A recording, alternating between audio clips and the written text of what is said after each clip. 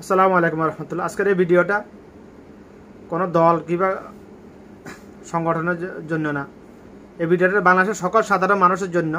এটা খুবই গুরুত্বপূর্ণ ভিডিও। এটা সবাই শুরু থেকে শেষ পর্যন্ত দেখবেন এবং বেশি বেশি করে শেয়ার করবেন। বাংলাদেশের থেকে সিন্ডিকেট, দুর্নীতি, লুটপাট এগুলো বন্ধ করতে হলে আগে বাংলাদেশের সাধারণ মানুষের ইমান ঠিক করতে হবে, আমানতদারিটা ঠিক করতে হবে।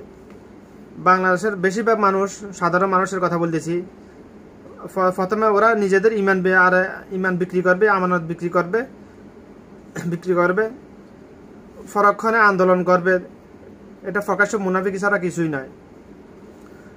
আমি বাংলাদেশের জনগণকে বলছি, তোমরা ভোটের সময় আসলে কয়েকদিন চা খাওয়ার জন্য, 2 থেকে 3 দিন বিরিয়ানি খাওয়ার জন্য নিজেদের আমানত ইমান বিক্রি করে 500 থেকে 1000 টাকা কিংবা 5000 টাকা খাবে, পরবর্তীতে 5 বছর তার ফলাফল ভোগ করবে না। এটা তো হতে পারে না।